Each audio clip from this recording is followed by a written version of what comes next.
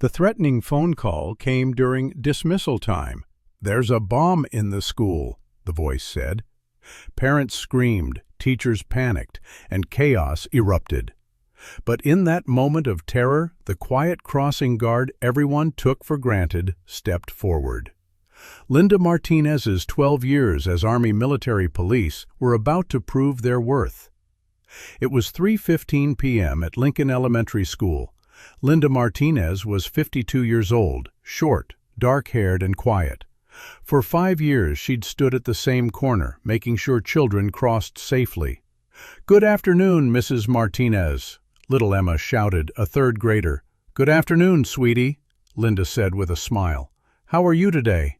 "I'm good. My mom said she's coming early today." Linda nodded. She'd stood at this corner for 5 years and knew every child. She knew their names, their families, their little habits. But nobody knew Linda's past. Parents drove by without even glancing at Linda. She was just the crossing guard, invisible, unimportant. Teachers were too busy with their work to spend time talking to Linda. But Linda Martinez's past was anything but ordinary. From 1990 to 2002, she'd served as military police in the U.S. Army. From the Gulf War to Bosnia, from Kosovo to Afghanistan, she'd provided security in the world's most dangerous places. Now she quietly protected children, and that gave her peace. At exactly 3:22 p.m., School Secretary Janet's phone rang. A cold, unfamiliar male voice came from the other end. "There's a bomb at Lincoln Elementary School. You have 30 minutes."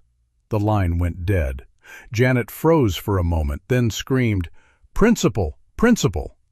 Principal Susan Walker came running. "What happened, Janet?" "Bomb threat. Someone said there's a bomb in the school." Principal Walker's face went white. There were still 400 students, 30 teachers, and about 50 parents in the school. "Start the emergency protocol immediately," she yelled. The alarm system began blaring. An announcement came over the intercom. "Lockdown! All classrooms will be locked immediately. This is not a drill." The hallway was in chaos. Children were crying, teachers were panicking, parents were screaming. Linda heard these sounds from outside. Her 12 years of military training kicked in. She'd heard that alarm sound before, on battlefields, at military bases, in moments of danger. She immediately ran into the school. When Linda entered the school, there was complete chaos. In the hallway, children were running, teachers were shouting, parents were on their phones. "What's happening?" Linda said to Secretary Janet. "We got a bomb threat. We don't know what to do." Janet was crying. Linda looked around. Principal Walker was in the corner calling police, but she was panicking. Teachers didn't know what to do. So many people, such a small space, so much panic. "Janet," Linda said in a calm voice, "when are the police coming?" "I don't know. At least 10 minutes. Linda assessed the situation. 10 minutes was too long. In this panic, children could get hurt. "Janet, listen to me," Linda said, now with a different authority in her voice. "Tell me exactly what he said again." "What do you mean?" Janet was surprised. Was this the quiet crossing guard she had known for 5 years? "What exactly did the person making the threat say?" Linda's voice was determined and clear. "He said, 'There's a bomb at Lincoln Elementary School. You have 30 minutes. Linda nodded. "Did he say anything else? What did his voice sound like? Was there any background noise?" Janet thought. It sounded like a young male voice, and it seemed like he was talking from a car. Linda's military training kicked in. In these types of threats, the most important thing was to act quickly and in an organized manner. Linda stood up and walked toward the principal. "Principal Walker!" Susan Walker hung up the phone. "Linda, why are you here? This isn't the time." "Principal Walker, listen to me," Linda said with an authority never heard before. "I'm a former U.S. Army military police officer. I served for 12 years. I know how to handle bomb threats." Susan stared at her in shock. You were a soldier?" "Sergeant Linda Martinez, 95th Military Police Battalion. Now trust me and do what I say." Linda turned to the teachers around her. "Everyone listen to me. We need to get organized now." The teachers stared at Linda in shock. Was this the quiet woman who'd stood at the corner for 5 years? "First," Linda said in her military commander voice, "stop panicking. The children are taking strength from you. Second, we need to have gathered all the children to safe points. But first, we need to evacuate the building." Principal Walker objected. "But the lockdown protocol." "Principal Walker," Linda cut her off. "Lockdown protocol is for active shooters. This is a bomb threat. We need to evacuate the building." Linda began giving commands.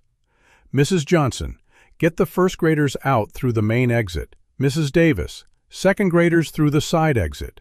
Mrs. Miller—" "Wait a minute," Teacher Karen Miller interrupted. "Who are you to give us orders? You're just a crossing guard." Linda turned to her. There was now a different light in her eyes. "Mrs. Miller, I'm Sergeant Linda Martinez. I served in the Gulf War, Bosnia, Kosovo, and Afghanistan. Bombing attacks, chemical threats, mass evacuations. I've experienced it all." Karen couldn't speak. "Now," Linda continued, "either you help me or you get out of my way, because these children's lives are in danger." Linda took out her radio, her own personal radio, which she still carried from old habits. "Janet, tell the police, we're evacuating. Safe point is the park across from the school." "But Linda, now!" Linda's voice echoed. Everyone froze. This was a command voice that had rung out on battlefields for years. The teachers felt Linda's authority and began to comply. Linda directed the evacuation operation with military precision. First graders from the left, second graders from the right, third graders from the middle. Teachers in front, me in back. "Mrs. Rodriguez, keep the children calm. Tell them it's a fire drill. Mr. Thompson, check if there are any injured children. Principal Walker, organize the park area." Every command was precise and clear.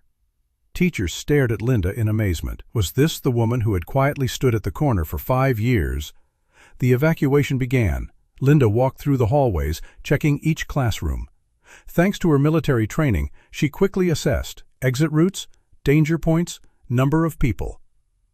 "Emma," she called to the little girl, "where's your mom?"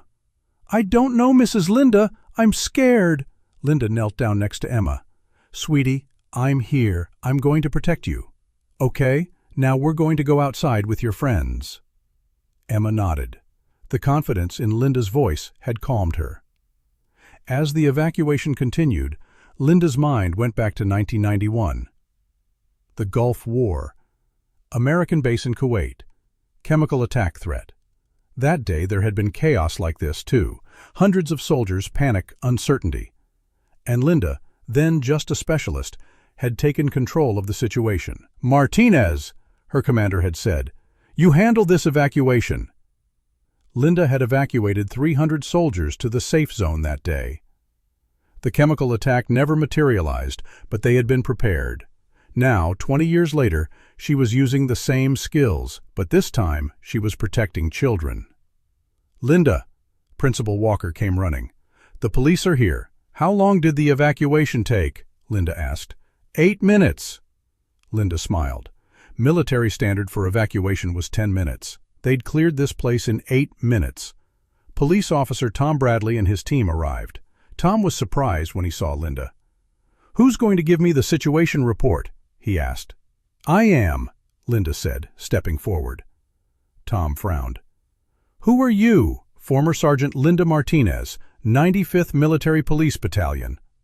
Tom's attitude changed. He recognized people with military backgrounds. "Give me the situation, Sergeant." Bomb threat came in at 15:22. Male voice, young, seemed to be talking from a vehicle. Threat wasn't specific, general type. Evacuated the entire building in 8 minutes. 400 students, 30 staff in safe position. Tom was impressed. "Bomb squad is on the way. We'll start sweeping the building." "Officer Bradley," Linda said, "I think this is a false threat." "Why?" Linda explained.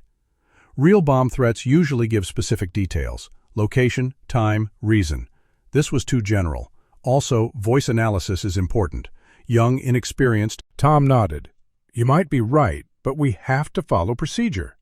"Of course," Linda said. "I can help too. I have training in bomb threats." The bomb squad swept the school. 2 hours later, the result was announced.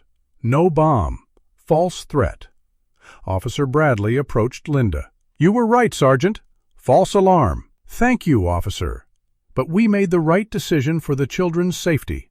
At that moment, teachers and parents had gathered around Linda. Everyone wanted to learn more about this quiet woman. "Linda," Principal Walker said, "were you really a soldier?" Linda nodded. 12 years, 1990 to 2002. "Where did you serve?" Teacher Mike asked. "Gulf War, Bosnia, Kosovo, Afghanistan, as military police, security, evacuation, crisis management." One of the parents, Sarah Johnson, stepped forward. "So why didn't you ever tell us?" Linda smiled. "Because it wasn't necessary. I'm here to protect children. How I protect them doesn't matter." That evening, local news ran Linda's story. Crossing Guard's secret military past saves children. The next day, when Linda came to work, everything had changed. Parents were getting out of their cars to thank her. "Mrs. Martinez," Emma's mother said, "I don't know how to thank you." "It's not necessary," Linda said. "I just did my job." "No," another parent said. "You protected our children. You're a hero." Linda shook her head. "I'm not a hero. I'm just someone with experience." Principal Walker also came. "Linda, I need to talk to you."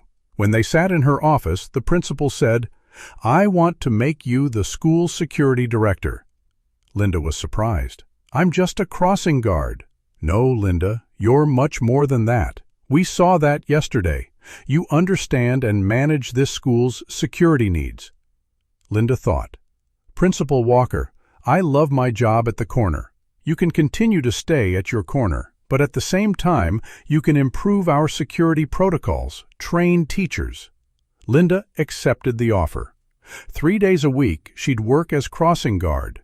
2 days, she'd provide security training. At the first training meeting, she told the teachers, "Security isn't something we only think about in moments of danger. Security is discipline we practice every day. I'm going to teach you basic crisis management, evacuation procedures, and child psychology." Teacher Karen, who had objected to Linda yesterday, raised her hand. "Linda, I apologize for the disrespect I showed you yesterday." "It doesn't matter, Karen. You were trying to protect your children. That's a normal reaction. But you really know these things. We're lucky," Linda smiled. "We're all a team. I'm just contributing with my experience." 6 months later, a security seminar was held at Lincoln Elementary School. Linda Martinez was the speaker. "What I want to tell you is this," Linda said at the microphone. "Everyone has a story. Everyone has experience. I stood quietly at my corner for 5 years. Nobody asked who I was. I didn't tell them either. But that wasn't important.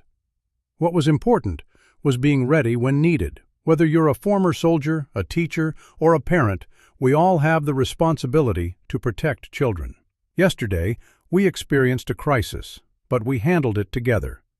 Because real strength is in unity." Everyone in the hall stood up and applauded. Linda smiled bashfully. After her speech, little Emma ran onto the stage. "Mrs. Linda, you really are a superhero." Linda picked Emma up. "No, sweetie, I'm not a superhero. I'm just someone who loves the children here. But you protected us." "Yes, I did. And I always will, because that's my job." Linda put Emma down and looked at her. "But guess what? When you grow up, you can protect people too. Everyone can be protective of someone." The moral of this story: don't judge people by their appearance. That ordinary crossing guard might be a soldier who served in the world's most dangerous places. That quiet neighbor might have life-saving experience. Show respect to everyone and remember that everyone has a story. Linda Martinez had quietly protected children for 5 years, and that day when she broke her silence, she showed her true power.